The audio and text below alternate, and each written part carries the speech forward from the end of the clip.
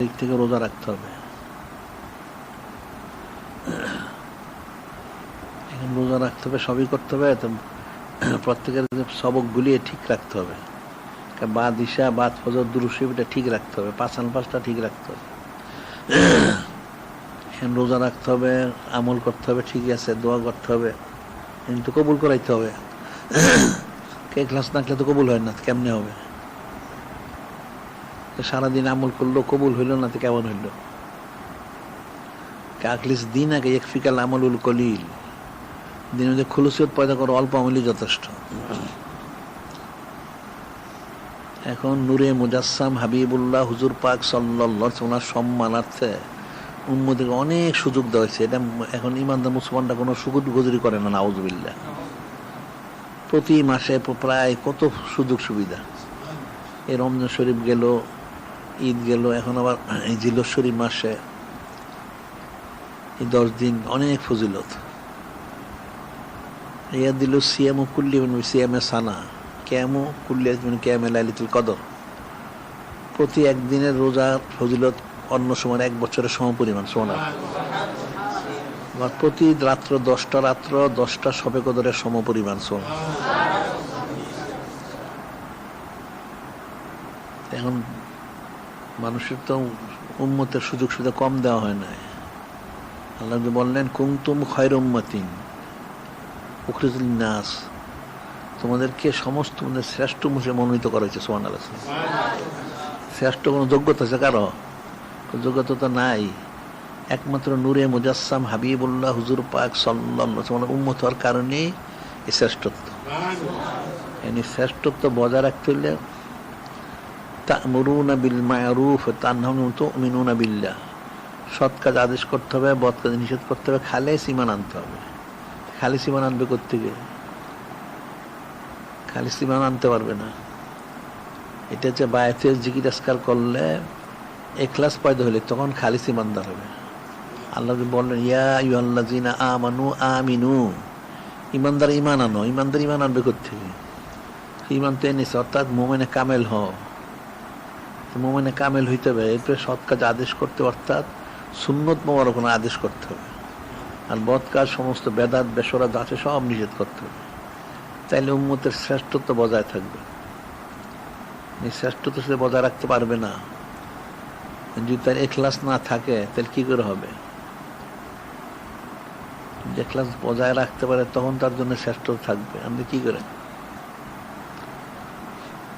তো মানুষ তো আল্লাহ বললেন সুম্মা রাদাদনাহু আসফালা সাফিলিন ইল্লাল্লাযিনা আমানু ওয়া আমিলুস সালিহাত লাকাদ খালাকনাল ইনসানা ফি আহসানি তাকওয়িম সুম্মা রাদাদনাহু আসফালা সাফিলিন ইল্লাল্লাযিনা আমানু ওয়া আমিলুস সালিহাত।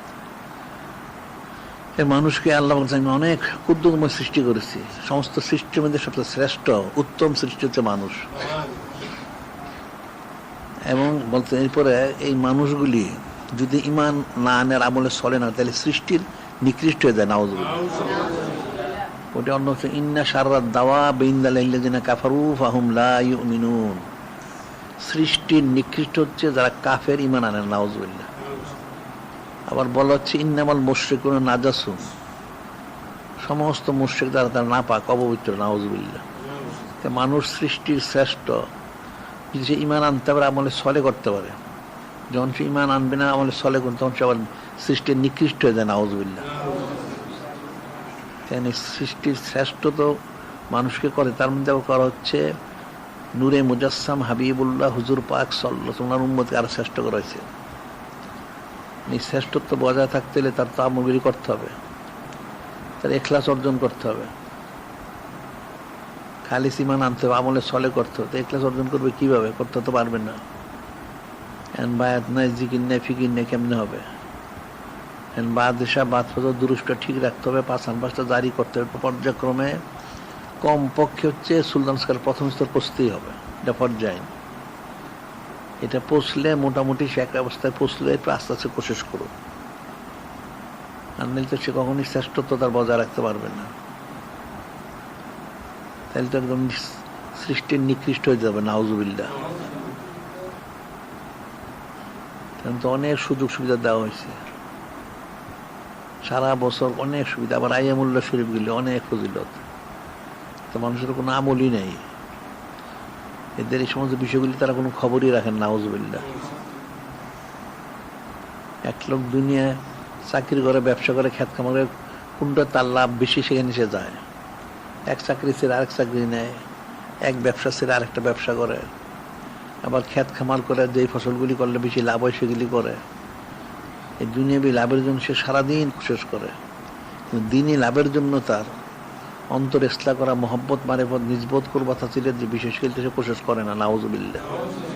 এই জন্য আল্লাহ পাক অনেক সুযোগ দিচ্ছেন।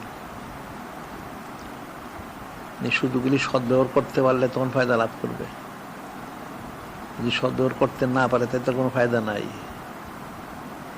যতটুকু লাভ ততটুকু লোকসান।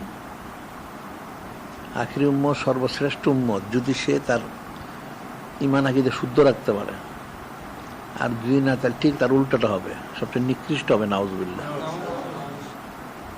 এখন তো সেটাই দেখা যাচ্ছে, মানুষের কোনো দিনই অনুভূতি নাই, দিনদারি পরেশগারি নাই, জিকির আজকার নাই, নামাজ কালাম ঠিক মতো পড়ে না, কোনো ন্যাক কাজই করে না, সারাদিন কাফের মুশরিকদের অনুসরণ আর তোয়াজ, ফায়দা পাবে থেকে। বিষয়টা তো কঠিন। ওই যে ইমাম হাসান বসরির মতন এক প্রতিবেশী ছিল মজুসি, অগ্নিপোষক। তার মুক্তালি বর্ণনা যায়, সে 90 বছর বয়সে মূর্তি পূজা করছে, আগুনের পূজা করছে। তার মৃত্যু সময় হয়ে গেল। ওনার প্রতিবেশী এক লোক সংবাদ দিল, হুজুর আপনার প্রতিবেশী মজুসিটা মারা যাচ্ছে, এটা যেমন কেমন বিকৃত হয়ে গেছে। তিনি গেলেন, যে বলেন কি ব্যাপার, তুমি আগুনের পূজা করলে এত বছর, কি ফায়দা হইল? তোমার তো অবস্থা ভালো না, তুমি তবকের ঈমান আনো। তো তবকের ঈমান আনো, এখন আসলে তো কাফের একটু মূর্খই থাকে, সে কিছু মূর্খসূচক কথা বললো যে হ্যাঁ সে ঈমান আনতো। মুসলমানরা আল্লাহ পাক বিশ্বাস করে, কোনো আদেশ পালন করে না, মৃত্যু নিশ্চিত জানে, মৃত্যুর পর আমলটা তারা করে না, তারপরে জাহান্নাম জান্নাত তারা বিশ্বাস করে, জান্নাতে কোনো আমল করে না, অর্থাৎ ন্যায় কাজ করে না, মুখে বলে কাজ করে না, এই জন্য সে মুসলমান হয় না। তুমি বলতে তুমি মুসলমান হয়ে যাও, তুমি যখন বুঝতে পারছো তুমি মুসলমান হও। সেটা কান্নাকাটি করতেছে। পরে যাক সে বললো সে ঠিক আছে, সে মুসলমান যদি সে তওবা করবে, যদি আল্লাহ পাক ক্ষমা করেন। হযরত হাসান বসরি বলেন যে হ্যাঁ, আল্লাহ পাক তওবা করলে, ঈমান আনলে আল্লাহ পাক ক্ষমা করে দেবেন। সে বললাম একটা লিখিত দেন। তিনি লিখিত দিলেন। সে কয়েকজনের থেকে আবার এটার পক্ষে স্বাক্ষর নিল। সে কানতে কানতে সে মুসলমান হয়ে গেল, তওবা করলো, মুসলমান হয়ে গেল। তারপর সে ইন্তেকাল করলো। সে তখন বলছিল ইমাম হাসান বসরি রহমাতুল্লাহ যেন তাকে তার গোসল কাফন দাফনের ব্যাপারে সহযোগিতা করেন, এবং মৃত্যুর পরে আমার যে কাগজটা, এটা যেন তার সিনের মধ্যে দিয়ে দেওয়া হয়, যে তওবা করলে যে ইমানদার সে বেহেশতে যাবে, এই কাগজটা। ঠিক আছে, দিয়ে দেওয়া হইলে অন্তর দাফন কাফন শেষ হয়ে গেলে ইমাম হাসান হোসেন বাড়িতে আসছেন, তিনি চিন্তা করতেছেন একটা যে লিখিত দিলেন এটা কতটুকু ঠিক হইল। এটা তো ঠিকই হয়েছে, কারণ ইমান আনলে তো বেচতে যাবে, ঠিকই তো আছে। তিনি ঘুমের মধ্যে স্বপ্নে দেখতেছেন ওই মজুসিকে, মজুসি ঠিক খুব শান শকত আছে বেহেশতের মধ্যে, সুবহানাল্লাহ। তিনি কেমন আছে? খুব ভালো আছে, যে আপনার ছেলে ইমান এনেছে জন্য খুব ভালো আছে, যে আপনি যা বলেছেন সেটা ঠিকই পেয়েছি, তো আপনি যে কাগজটা দিচ্ছেন আমাকে লিখিত, এই কাগজটা এখন আর প্রয়োজন নাই। ইমাম হাসান হোসেন চিন্তা করলেন যে এই কাগজটা আমি দিলাম, হাসনের মধ্যে দেখালি আমি কি জবাব দিব। উনি লজ্জিত ছিলেন এবং লজ্জিত হচ্ছিলেন। তখন সে মজুসি বললো তাই আপনি কাগজটা নিয়ে যান। স্বপ্নের মধ্যে সেই কাগজটা দিয়ে দিল। তিনি হাতে নিলেন, ঘুম ভাঙলো, ঘুমিয়ে থাকেন কাগজটা ওনার হাতে, সুবহানাল্লাহ। কাগজটা ওনার হাতে রয়ে গেছে, সে দিয়ে দিছে। এবং সে বললো যে সে তওবা করে ঈমান আনলো, যে খালেস তাকে আল্লাহ পাক 90 বছরের যে অগ্নিপোষক যে মজুসি, এটা সব গুনাহ মাফ করে দিচ্ছেন, সুবহানাল্লাহ। আল ইসলাম ইহাদু মা কান্না কাবলাহ, ইসলাম গ্রহণ করলে পিছনে সমস্ত গুনাহ মাফ হয়ে যায় খালেস তওবা। এখন যদি খালেস তওবা করে ঈমান আনে ইখলাস সাথে, তাহলে তো আল্লাহ ক্ষমা করবেন। এই মধ্যস্থিত আল্লাহ ক্ষমা করে দিলেন। যদি সেই খালেস ঈমান না আনে ইখলাস, তাহলে তো তারা আমল করে ফায়দা লাভ করতে পারবেন না। বিষয়টা অনেক সূক্ষ্ম কঠিন বিষয়। মানুষ তার ইখলাসের জন্য কোশিশ করে না, খালেস তওবা করে না, খালেস ঈমান আনে না। আরে খালেস ঈমান আনলে তওবা করলে তো আল্লাহ গুনাহগুলিকে নেকিতে পরিবর্তন করে দেন। সুবহানাল্লাহ। ইল্লা মান তাবা ওয়া আমানা ওয়া আমিলা আমালান সালিহান ফাউলাইকা ইউবাদদিলুল্লাহু সাইয়্যাতিহিম হাসানাত কানা আল্লাহু গাফুরুর রহিমা। আল্লাহ পাক বললেন যে ইল্লা মান তাবা ওয়া আমানা, যে খালেস তওবা করে ঈমান আনবে, নেক কাজ করবে, তাইলে আমি তার সমস্ত গুনাহগুলিকে নেকিতে পরিবর্তন করে দেব। সুবহানাল্লাহ। তখন যদি খালেস তওবা করে, খালেস ঈমান আনে এবং আমলে সলে করে, তখন এটা তো সে করতে পারবে না। করতে হলে তাকে অবশ্যই ডিগ্রি আসকার করতে হবে। কারণ বাদ ইশা, বাদ ফজর, দুরূদ শরীফ, পাঁচ আনফাজ যদি ঠিক মতো জারি রাখে, পাঁচ আনফাজের পর যে সবকগুলি সে করতে থাকে, তাহলে এই উসিলা হয়তো আল্লাহ পাক তাকে অবশ্যই ঈমানও দান করবেন, আমলও দান করবেন, নাজাতও দিবেন। সুবহানাল্লাহ। আর সবচেয়ে বড় বিষয় হলো, যেমন এই মজুসি কিন্তু বিনা হিসেবে বেচতে গেছে, তার মধ্যে হিসাব নিকাশ দিতে হয় না। ইমানদার খালেস হয়ে গেলে তাই বিনা হিসেবে বেচতে যাবে। সুবহানাল্লাহ। হিসাব নিকাশ দিয়ে নাজাত পাওয়া কারো পক্ষে সম্ভব না, কোনোদিন সম্ভব না। হিসাব দিবে করতে দিনেরটা দিন হিসাব দিতে পারেন না। এত বছর পর কবরে যাবে, হাসরে নসরে মিজানে, আর তখন যে অবস্থা কঠিন, এই কঠিন অবস্থায় সেগুলি স্মরণ করবে কিভাবে? সব তো স্মরণ করা জিনিসটা মানুষ ভুলে যায়। অনেক কণ্ঠস্থ ষোলস্থ মুখস্থ এটাই মানুষ ভুলে যায়। বিষয়টা তো কঠিন। এখন বিনা হিসেবে যাইতে হবে, হিসাব দিয়ে যাওয়া কোনোদিন সম্ভব না। বিনা হিসেবে যাইতে হলে তাহলে ইখলাস পয়দা করতে হবে, খালেস নিয়ত থাকতে হবে। তো অনেক ফিকিরের বিষয়, এমন তো মুসলমানদের ফিকির করে না, আমলও করে না, কিছুই করে না। একটা ঘটনা বলেন, যে এক বেদুইন সাহাবী উনি আসলেন, সে অনেক কিছু বলা হলো। মূল যে বক্তব্য সে জিজ্ঞেস করলো, ইয়া রাসূল আল্লাহ, হাবিব আল্লাহ সাল্লাল্লাহু আলাইহি সাল্লাম, এখন ইন্তেকাল করলে হিসাব নিকাশ আছে, বিচার আছে, এটা সেটা অনেক কিছু আছে। হ্যাঁ, তাইলে বিচারটা করবেন কে? ওই বেদুইন সাহাবী রাদিয়াল্লাহু আনহু বিচারটা কে করবেন? নূরে মুজাসসাম হাবিবুল্লাহ হুজুর পাক সাল্লাল্লাহু আলাইহি ওয়াসাল্লাম বললেন, বিচারটা আল্লাহ পাক করবেন। এটা শুনে বেদুইন সাহাবী হাসতে থাকলেন। এই কথাটা শুনে সে বেদুইন সাহাবী হাসতে থাকলেন। সবাই তো তাজ্জুব, লোকটা হাসে কেন? তিনি বললেন, ইয়া রাসূল আল্লাহ, হাবিব আল্লাহ সাল্লাল্লাহু আলাইহি ওয়াসাল্লাম, যদি আল্লাহ পাকে বিচার করেন, তাহলে আল্লাহ তো রহমানুর রহিম, তাহলে তো আমার চিন্তার কোনো কারণ নাই। সুবহানাল্লাহ।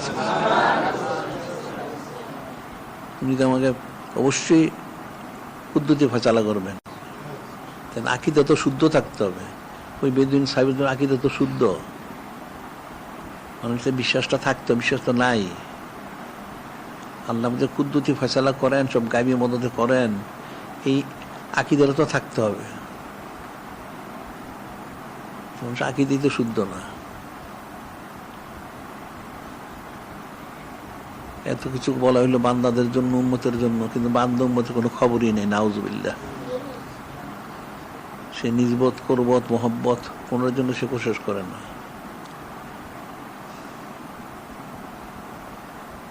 এই জন্য মানুষের এগুলি অনেক বেশি বলা উচিত, অনেক শোনা উচিত, অনেক ফিকির করা উচিত। এগুলি একবার দুইবার শুনলে মানুষ ধারণ করতে পারে না। ধারণ করতে হলে অনেক ফিকির করতে হবে, অনেক জিকির করতে হবে। যে দুনিয়াবী দৃষ্টিতে মানুষ ইলম অর্জন করে, ইলম অর্জন করতে অনেক পড়তে হয়। একটা পড়লে একটা ভুলে যায়, এটা মনে থাকে না, ওইটা মনে থাকে না, অনেক পড়াশোনা করতে হয় বড় আলেম হইতে হলে। আবার হাফিজে কোরআন হইতে হলে অনেকবার কোরআন শরীফ পড়তে হয়। একবার দুইবার পড়তে হাফিজে কোরআন হইতে পারেন না, অনেকবার পড়তে হয়, হাজার হাজার পড়তে পড়তে পড়তে হাফিজ হয়, অনেক ইলিম অর্জন করতে করতে আলেম হয়। এই বিষয়টা যদি এরকম হয় তাহলে মোহব্বত, মারিফত, নিসবত, কুরবত, রাজামন্দি শুনতে হাজির করে কিভাবে? এটা তো আল্লাহ পাক ওনার হাবিব মাহবুব নূরে মুজাসসাম হাবিবুল্লাহ হুজুর পাক সাল্লাল্লাহু ওনাদের অনেক সানাসিবত করতে করতে করতে করতে যে মহব্বত পয়দা হয়। কে মান আহাব্বা শেন আকসারা জিকরাহু, যে যাকে মহব্বত হয় সে তার কথা বেশি বলে, আর যার কথা বেশি বলবে তার মহব্বতটা অন্তর পয়দা হবে। বিষয়টা তো অনেক ফিকিরের বিষয়। এখন মানুষ সারাদিন কি ফিকির করে? সারাদিন দুনিয়ার ফিকির করে, তার মহব্বত আসবে করতে, দুনিয়ার মহব্বতটা ঢুকে, নাউজুবিল্লাহ। এখন যদি নূরে মুজাসসাম হাবিবুল্লাহ হুজুর পাক সাল্লাল্লাহু আলাইহি ওয়াসাল্লাম ওনার ফিকিরটা করতো, ওনার মহব্বতটা প্রবেশ করতো, তার কামিয়াবি হয়ে যেত। কামিজুল করা খুব সহজ, আর অনেক কঠিন। সহজ হলে যদি সে একবার নির্বাচন করতে পারে তাহলে তো ফয়সাল হয়ে গেল, আর কঠিন হলে যদি না করতে পারে তাহলে তো জাহান্নাম ওয়াজিব, নাউজুবিল্লাহ। নিজবতটা ইস্তেমাল করতে হবে, যেভাবে হোক এটা করতে পারলে তার কামিয়াবি, আর নিজবত না থাকলে তো কোনোদিন কামিয়াবি নাই। এই জিনিসটা মানুষ বুঝে না। আর দুনিয়ার দৃষ্টিতে মানুষ অনেক রকম আছে। একটা যদি অসচ্ছল লোক একটা সচ্ছল লোকের সাথে সম্পর্ক হয়, ইচ্ছা অনিচ্ছা সে তার থেকে কিছু সাহায্য সে পায়। একটা সাধারণ লোক একটা আমিরের সাথে সম্পর্ক হলে সেখানে একটা সুযোগ সুবিধা পায়। এরকম যারা নানান দিক থেকে দুর্বল, যারা সবল, তাদের সাথে সম্পর্ক থাকলে সে একটা ফায়দা লাভ করে, এবং সেও সম্পর্ক স্থাপন করতে চায় তার উপরে যারা ফায়দা লাভ করার জন্য। এটা হলো দুনিয়াবি ফায়দা। এই ফায়দাটা তাকে বেহেশত নিতে পারে, দুজগও নিতে পারে, নাউজুবিল্লাহ। কিন্তু মূল নিসবত যেটা নূরে মুজাসসাম হাবিবুল্লাহ হুজুর পাক সাল্লাল্লাহু আলাইহি ওনার সাথে, এটার তো কেউ কোশিশ করে না। কেমনে ফায়দা লাভ করবে? ওনাকে যেভাবে মহব্বত করতে হবে, ওনার সাথে মহব্বত স্থাপন করতেই হবে। তাহলে কি করতে হবে? তাহলে তো ওনাকে ইত্তেবা করতে হবে, ওনার অনুসরণ করতে হবে, ওনার সানাসিবত করতে হবে সারাদিন। আল্লাহ তুআজ্জিরুহু ওয়া তুআক্কিরুহু ওয়া তুসাব্বিহুহু বুকরাতাও ওয়া আসীলা। আমার হাবিব মাহবুব নূরে মুজাসসাম হাবিবুল্লাহ হুজুর পাক সাল্লাল্লাহু আলাইহি ওনার খেদমত আঞ্জাম দাও, তাজিম তাকরীম করো, ওনার সানাসিবত করো, অনন্তকাল। কাজ তো একটাই, আর এই কাজটা তো আল্লাহ বিয়ে করতেছে। সল্লুন আলান নবী সাল্লাল্লাহু আলাইহি ওয়াসাল্লাম, আল্লাহ পাক স্বয়ং নিজেই সারাক্ষণ সানাসিবত করতেছে, সুবহানাল্লাহ। এবং সমস্ত ফেরেশতাদের জন্য ফরজ করে দিচ্ছেন। এখন উম্মতের জন্য এটা ফরজ করছেন, কিন্তু উম্মতের বুঝে নাই, না বুঝার কারণে তারা এলেমেলা ফতোয়া দিছে, নাউজুবিল্লাহ। কিন্তু ফরজ আইন 24 ঘন্টা সানাসিবত করা, তাজিম তাকরীম করা, মহব্বত করা। উবাই বিন কাব রাদিয়াল্লাহু আনহু করলেন না, 24 ঘন্টা বললেন, 4 ঘন্টা, 6 ঘন্টা, 12 ঘন্টা, 16 ঘন্টা, 24 ঘন্টা। উনি যত বৃদ্ধি করেন, ঠিক আছে, মা সীতা পাঞ্জিদা ফখরুল্লাহ, ঠিক আছে, আপনি যতক্ষণ পারেন করেন, আরো বৃদ্ধি করলে আরো ভালো হবে। বৃদ্ধি করতে করতে কত করবেন? 24 ঘন্টা পর তার সময় নাই, সারাক্ষণ করবো ইয়া রাসূলুল্লাহ, ঠিক আছে। এরপরে কিন্তু নূরে মুজাসসাম হাবিবুল্লাহ হুজুর পাক সাল্লাল্লাহু আলাইহি ওয়াসাল্লাম বলেন না, যথেষ্ট হয়েছে। বললেন যে ঠিক আছে, আপনি যদি করেন তাহলে আপনার গুনাহ খাতাগুলি ক্ষমা করা হবে, আপনার নেক মকসুদ পুরা করা হবে। সুবহানাল্লাহ। গুনাহ খাতা ক্ষমার নেক মকসুদটা তাহলে কি? নেক মকসুদটা কি বলো দেখি? আরে নেক মকসুদ হইল নূরে মুজাসসাম হাবিবুল্লাহ হুজুর ওনার মহব্বত হাসিল করা। আবার নেক মকসুদ কি? একটাই তো নেক মকসুদ, ওনার মহব্বত হাসিল করা, ওনার সাথে নিজবত স্থাপন করা, এটা হলো নেক মকসুদ। আবার নেক মকসুদ কিসের? ওনার সাথে মহব্বত স্থাপন করতে পারলে তো কামিয়াব হয়ে গেল। এই জিনিসটা মানুষ বুঝে না, বিষয়টা তো অনেক কঠিন বিষয়। যে নূরে মুজাসসাম হাবিবুল্লাহ হুজুর পাক সাল্লাল্লাহু আলাইহি ওনার সাথে মহব্বত স্থাপন করতে হবে। মানুষ ওলি আল্লাহ, ওলি আল্লাহ অর্থ হলো আল্লাহ পাকের সাথে তার মহব্বত আছে। অলি আল্লাহ আল্লাহ পাকের সঙ্গে, তাহলে নূরে মুজাসসাম হাবিবুল্লাহ হুজুর পাক সাল্লাল্লাহু আলাইহি ওয়াসাল্লামের সাথে মহব্বত আমরা তাইলে কি করতে হবে? যে নূরে মুজাসসাম হাবিবুল্লাহ হুজুর বললেন যে হযরত আফজালুন নাস বাদাল উনি যদি কাউকে খলিফা গ্রহণ করতেন তাহলে ওনারা করতেন, বা সাইয়েদুনা যুন্নুস উনি ওনার খলিল বন্ধু পরকালে ভেস্তে, এই যেগুলো যে বললেন যে ওনারা এই মহব্বতটা ওনারা হাসিল করেছেন, ইমামুল্লাহ ওনারও বলা হয়েছে। তো এই যে বিষয়গুলি ওনারা তো সেই মহব্বতটা হাসিল করেছেন, তাহলে মহব্বতটা হাসিল করতে হবে। আফজালুন নাস বাদাল মেসিদে উনি অনেক খ্যাতমত নাম দিচ্ছেন, হযরত সাইয়েদুনা যুন্নুস উনি অনেক আঞ্জাম দিচ্ছেন। তো এই আঞ্জাম দেওয়ার কারণে হযরত ইমামুল্লাহ ওনার আঞ্জাম, যার জন্য নূরে মুজাসসাম হাবিবুল্লাহ হুজুর ওনাদেরকে ওনার মহব্বত ওনারা দান করছেন সুবহানাল্লাহ। তো ওই মহব্বতটাকে স্থাপন করতে হবে। কিভাবে স্থাপন করা যাবে এই জিনিসটা মানুষ ফিকির করে না। দুনিয়া কিন্তু হাসিলের জন্য যত রকম তর্জতরিকা মানুষ খুঁজে খুঁজে সেটা বের করে, কি করে দুনিয়া হাসিল করা যায়।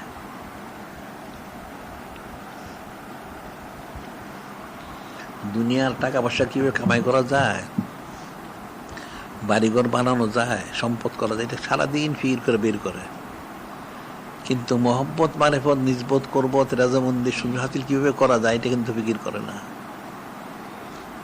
দেখো না, মানুষ দুনিয়া অসুস্থ হইলে অনেক চিকিৎসকের কাছে যায়, 1 জন 2 জন 5 জন 10 জন, বড় 12 বড়, অনেকে মনে করে দেশে না হলে বিদেশে যায়, নানান রকম চিন্তা ফিকির করে তার জাহিরি সুস্থতার জন্য, কিন্তু বাতিনি সুস্থতার কিন্তু কেউ ফিকির করে না। নাউজুবিল্লাহ। জাহিরি সুস্থ তুই না, তুই মারাও যাস, ইমান আসে তোর জান্নাত ওয়াজিব হয়ে গেল। আর তুই জাহিরি সুস্থ লাভ করলি আর মারা গেলি, দুজো হয়ে গেলি, তোর জিন্দেগি বরবাদ। মানুষ তো জাহিরি সুস্থতা খুব ফিকির করে, তো বাতিনি সুস্থ গেল কই? ওটা কিন্তু কোশিশ করা উচিত ছিল, সে কোশিশটা তো কেউ করে না। এটা তো মানুষের ফিকির করা উচিত ছিল। মহব্বত স্থাপন করতে হবে, নিজবত হাসিল করতে হবে, করবত হাসিল করতে হবে, ইসলাহ হাসিল করতে হবে, বাতিনি সুস্থতা দরকার। এখন তো মানুষ জাহিরি যদিও মানুষ অসুস্থ হয় এটা তো একরকম চলে, জাহিরি অসুস্থ হইলে না মারা গেলে সে কোনো রকম চলে, স্যালাইন রোগীও জিন্দা থাকে। কিন্তু বাতিনি যে অসুস্থ হয় এটা তো জাহান্নাম। বাতিনি তো সুস্থ লাভ করতে হবে। আলা বিযিকরিল্লাহ তাতমাইনুল কুলুব, সাবধানে জিকির দ্বারা দিলে ইতমিনান হয়। জিকিরই তো নাই, ইতমিনান হবে করতে, ইসলাম হবে করতে গিয়ে।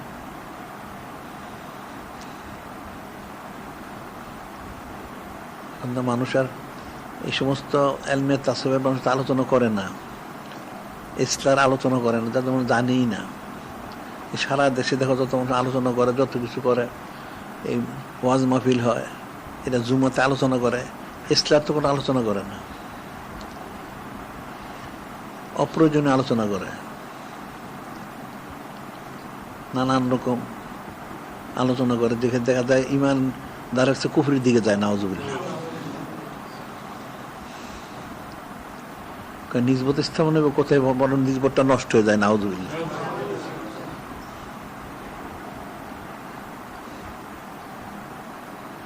এখন এর জন্য সবাই বাদিশা বা দুরুস্পা ঠিক রাখো, 5 নাম্বারটা অবশ্যই জারি করো, এগুলো সবগুলি করো, আর আমলগুলি সব সুন্নত অনুযায়ী করো। একটা কাফের তার কুফরি ধর্মের নিয়ম নীতি পালন করতে সে কারো লজ্জা করে না। এটা মুসলমান সে ইমানদার দাবি করে, তাহলে সে দিন ইসলামটা পালন করতে লজ্জাবোধ করে কেন? সে তো মুসলমানই না। তাইলে কিন্তু সুন্নত সব পালন করা উচিত। বা এই জন্য অনেক তার ইলিম অর্জন দরকার। ইলিমগুলি চর্চা করা উচিত। আমাদের কিতাবগুলি সংগ্রহ করে পড়ো প্রতিদিন। এটা মুসলমানের তার মুসলমান হিসেবে যে দায়িত্বগুলি সেটা তার প্রতিদিন পালন করতে হবে। একটা মানুষের যে দায়িত্ব সেটা সে প্রতিদিন পালন করে। তার পড়াশোনা হোক, চাকরি ব্যবসা হোক, যাই হোক, কামাই রোজগার একটা হোক, দুনিয়া অবস্থানের জন্য যা প্রয়োজন সেটার জন্য সে প্রতিদিন কোশিশ করে, খাওয়া দাওয়া হোক বা চলাচল হোক সবটা সে করে। এখানে তার কোনো রোগশোধ নাই, এটা সে বন্ধ করে না। তাহলে দুনিয়া হাসিলের জন্য, দুনিয়া অবস্থানের জন্য যে নিয়ম কানুনগুলি সবগুলি সে পালন করে, তাহলে পরকালের জন্য নাজাতের ব্যবস্থাটা গেল কই? মুসলমানের মুসলমানিত্ব বজায় রাখতে হলে কি প্রয়োজন, তাহলে সেটা নাই কেন? সেটা তো বজায় রাখা উচিত ছিল। আর সবচেয়ে বড় হলে অনন্তকাল কেউ থাকবে না, এটা কঠিন বিষয়। মানুষ জিন্দা থাকে স্বাভাবিক, কিন্তু ইন্তেকালটা তো একটা কঠিন বিষয়।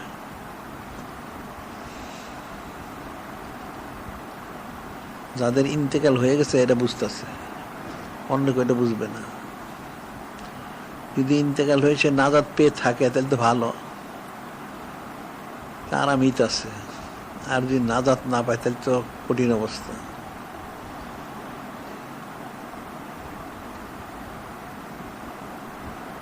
এখন পর থেকে তোমাদের দিশা বাছুদুরুষি পাচান পাতা ঠিক রাখো, আর আমলগুলি সব সুন্নত মনে করতে হবে। এই লিমগুলো আমাদের কিতাবে দিলে সংগ্রহ করতে হবে, এগুলো করতে হবে। আর সবচেয়ে আলমে তাসবিহ সবচেয়ে বড় হইল সোবত বেশি বেশি ইখতিয়ার করা আর জিকির করা। সোবত ছাড়া সে ফয়েজ তাজ্জু পাবে না, আর ফয়েজ তাজ্জু ছাড়া সে ইস্তাজির করতে হবে, জিকির তার কোনো কাজ হবে না। ওই রাস্তার ফকিরে অনেক জিকির করে, এদের জিকির জারি হয় না, এটা মনে রাখতে হবে। কাজে সোবতটা বেশি ইখতিয়ার করা দরকার, জিকিরটা করা দরকার বেশি। এরপরে যা আছে আমলগুলি, এখন আমাদের তো আকীদার কিতাব আছে, আদবের কিতাব আছে, সেগুলি সংগ্রহ করা উচিত, পড়া উচিত বেশি বেশি।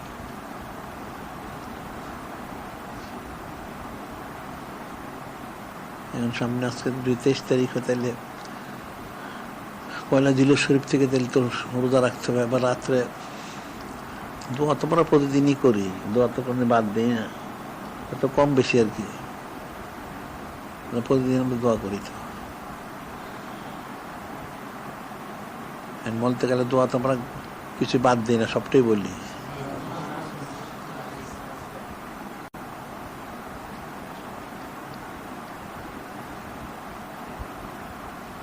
মানুষ কিন্তু জিলুস শরীফ মাসের যে 10 দিনের ফজিল জানে না, গেলে আমলি করে না। এটা ব্যাপক প্রচার করা উচিত।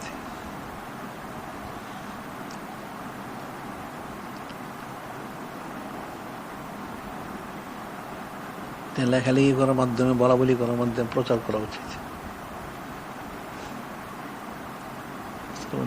ঠিক আছে।